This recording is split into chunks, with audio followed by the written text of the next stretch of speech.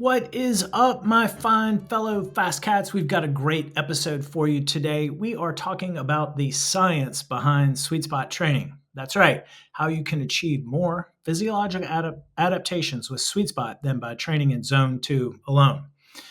All right, hold on to your hats. This is a solo episode, and we're trying out a new podcast format, a little shorter, more frequent, and more direct, focused learnings.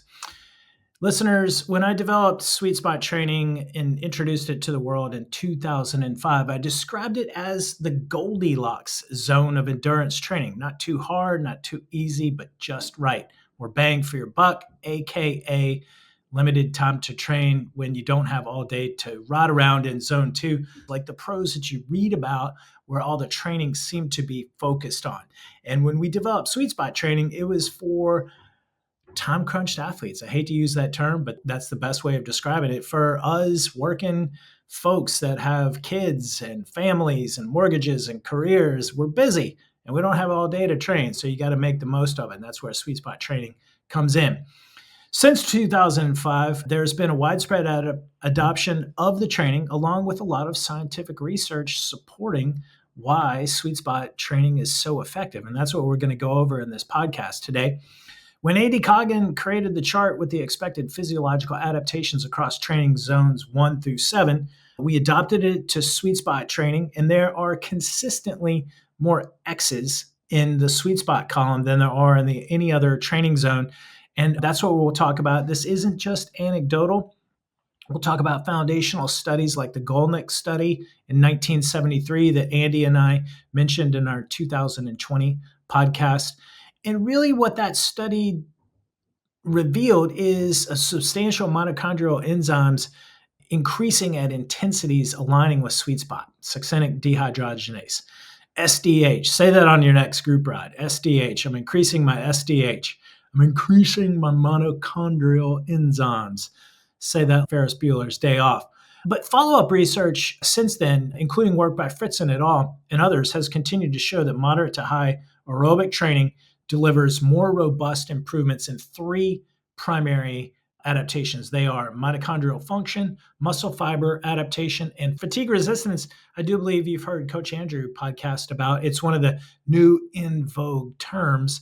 And the longer you can not get tired, the harder you can pedal and perform better. So I'll share the chart with you all in the show notes, but in the chart, a single X represents minimal adaptation, 2 X's represent moderate adaptation, 3 X's represents substantial adaptation, and 4 X's represent maximal adaptation, or the highest level of adaptation you can achieve.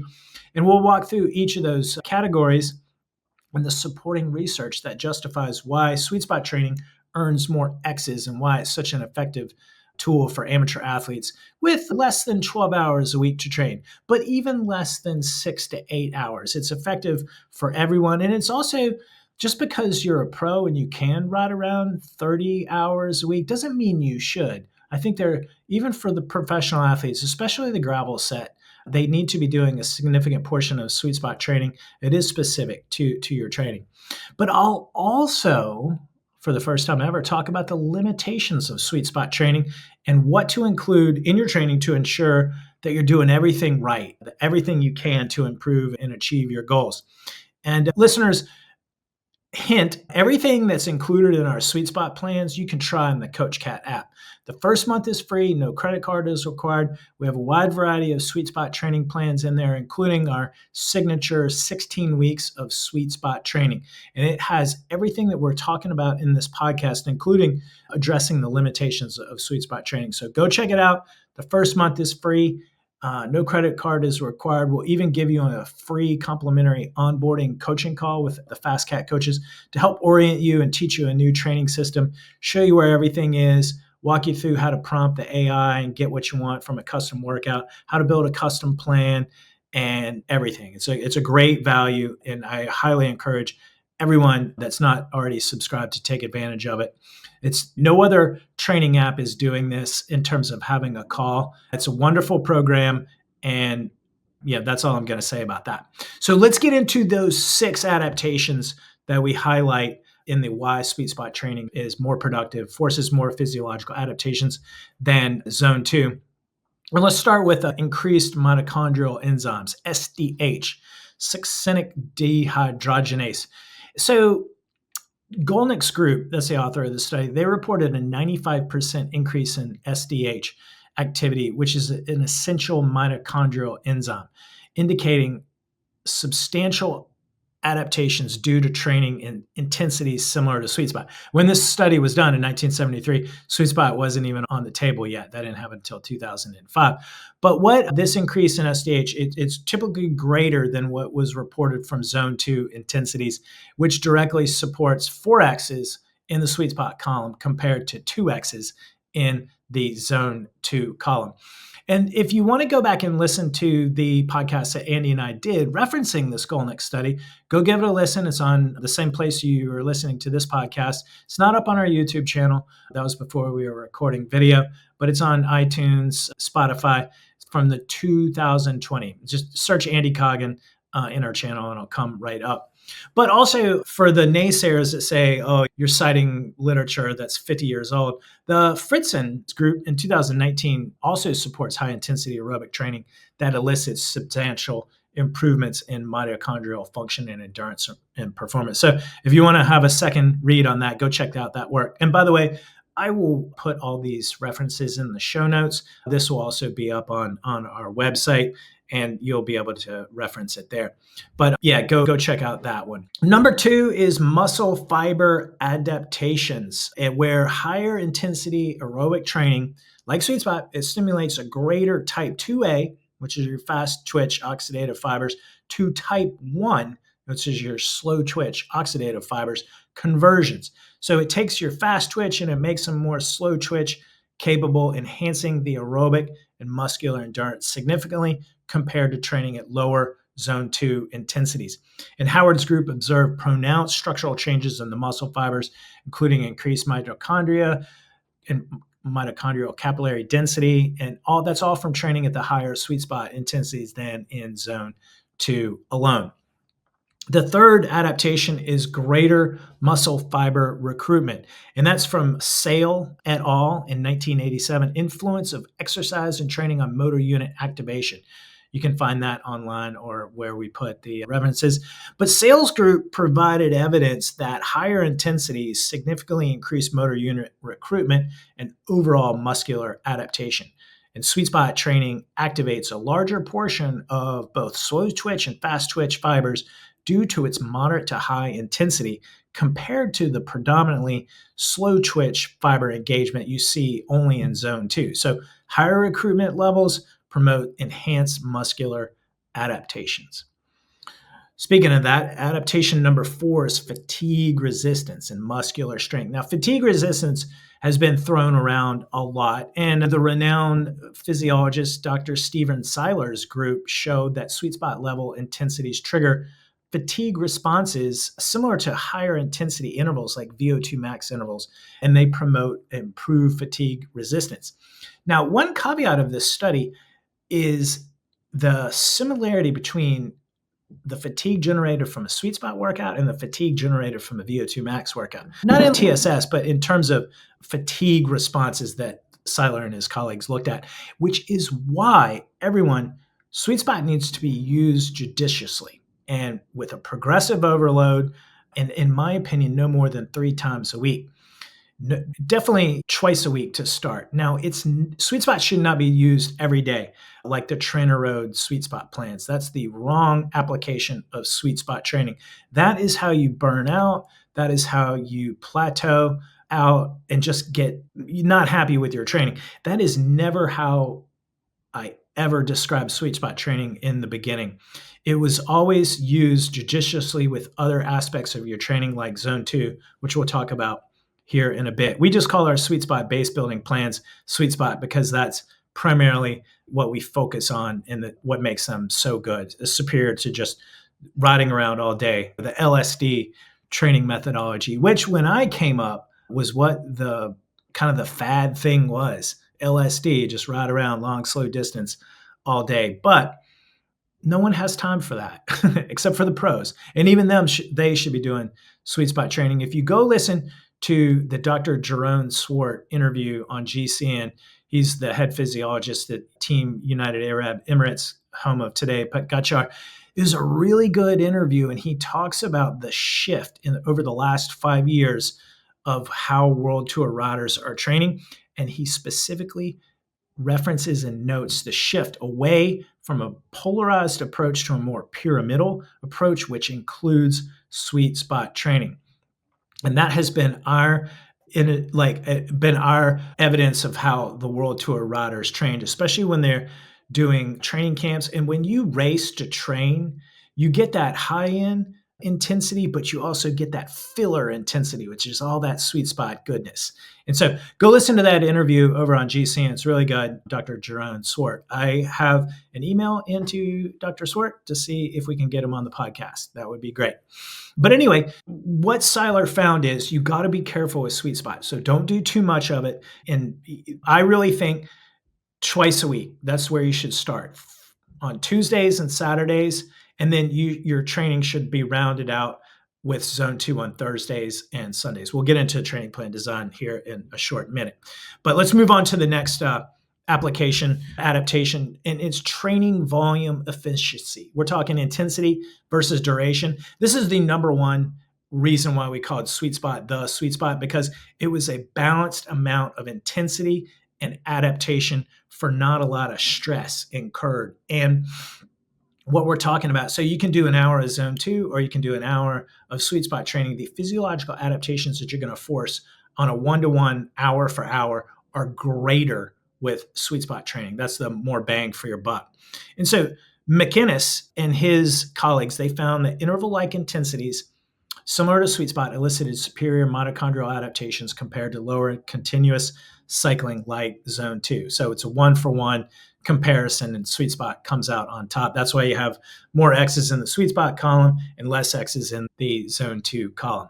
Pretty straightforward. That's one of the references we've been talking about for 20 years.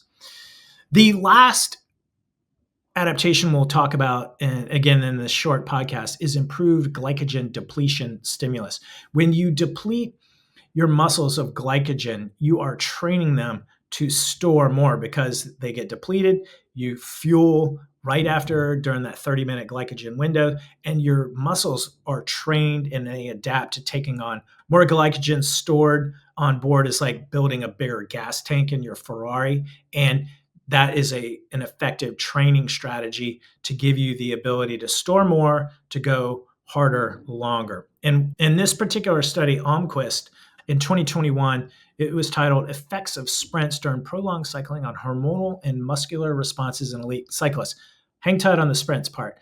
But what Almquist and his group did, they showed that intensities similar to sweet spot training rapidly deplete muscle glycogen stores, which is a potent signal for mitochondrial biogenesis and muscular adaptations. And it far exceeds lower intensity zone 2 training, what that training typically achieved.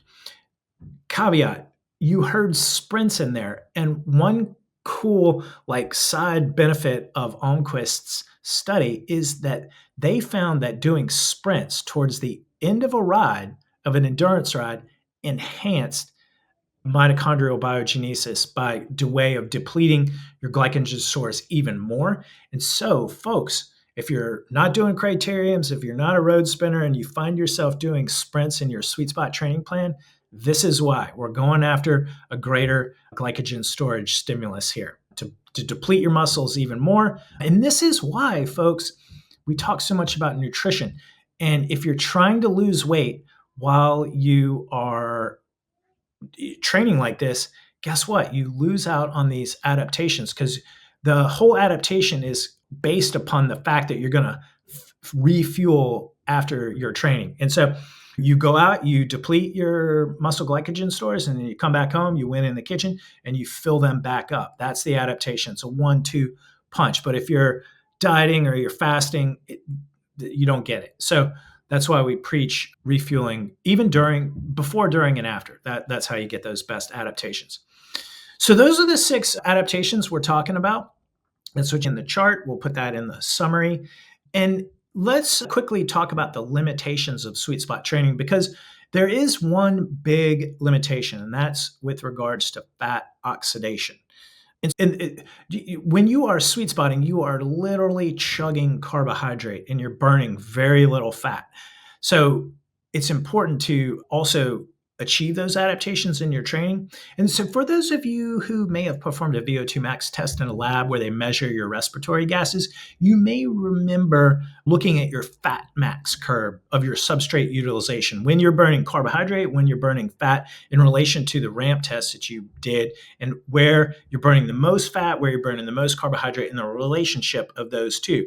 And for most athletes, their fat max occurs in and around zone 2, and you're burning very little carbohydrate there, and you're burning the maximum amount of fat. It's like a hyperbolic curve shaped like that, and it's usually around zone 2. And if you are neglecting that in your training, you're missing out on fat oxidative adaptations, which are really important for 6 reasons.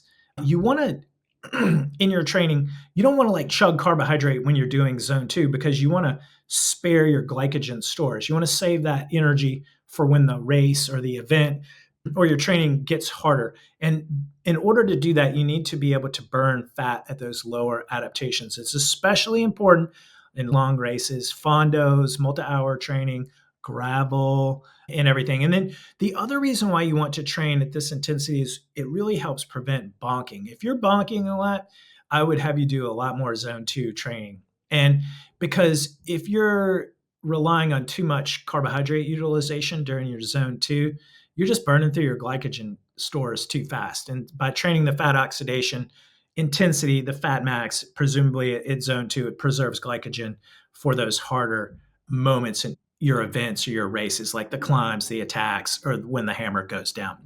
The other reason, the third reason, fat oxidation, it improves your metabolic flexibility. They're just numbers 1 and 2, but you need to be able to burn both fat and carbohydrate in order to just survive the race. I think Coach Elliott and Bill Armstrong, when they were recording the Never Second dynamic fueling strategy, this is what they were talking about. And so if you're have an easier moment in the race, it's great if your body can just shift from burning glycogen over to fat. And it's not a 100% shift. It's not like your body's not a light switch, but there is a proportional percentage shift of burning more fat in an easier moment and then less carbohydrate, thereby preserving your glycogen for the more critical moments. And so by training in zone 2 fat oxidation, you're going to benefit from that.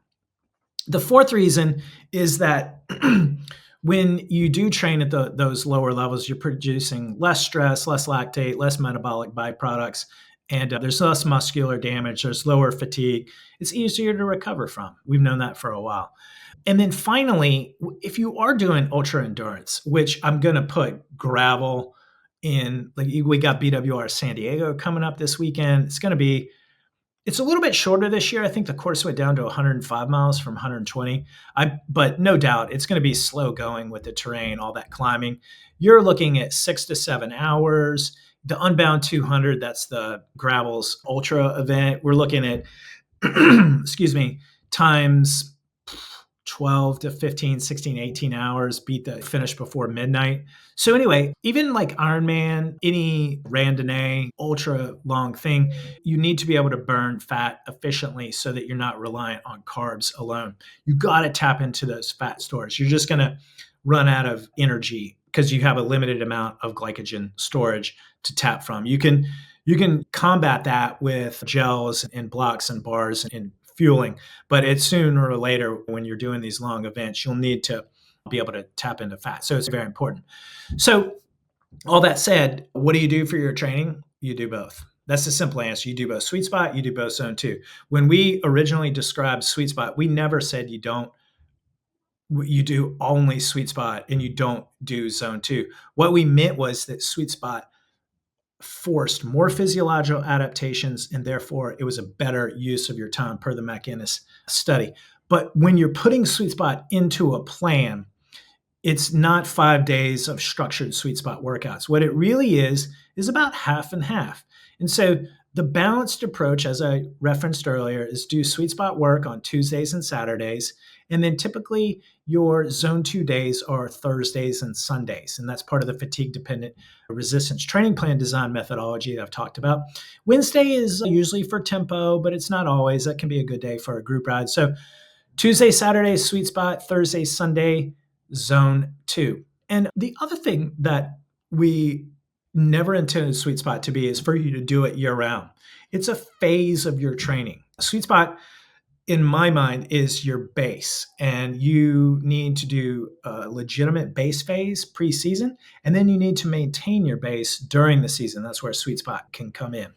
So that's like your sweet spot part 4 plan. Or if it's preseason, that's your sweet spot, 16 weeks of sweet spot plan.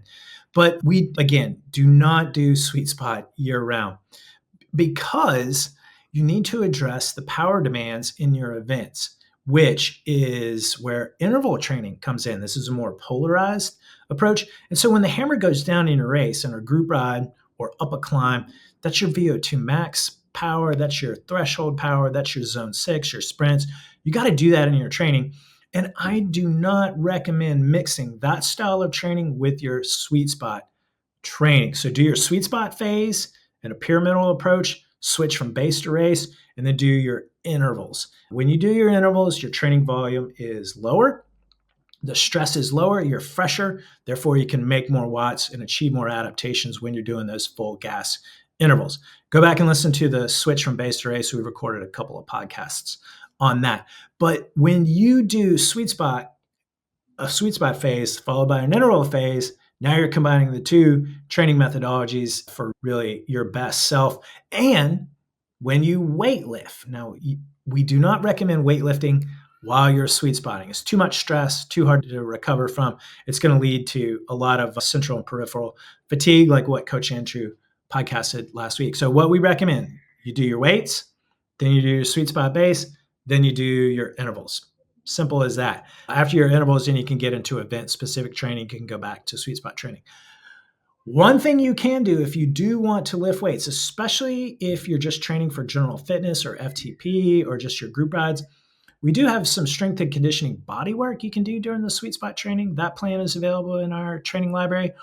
Or you can take a look at Coach Andrew's concentric only trap bar deadlift. Now, that's where you pick up the trap bar, but you drop it. And what you're doing is you're bypassing the motion, which adds fatigue. So you're getting all the good stuff, minimizing the fatigue by dropping the bar.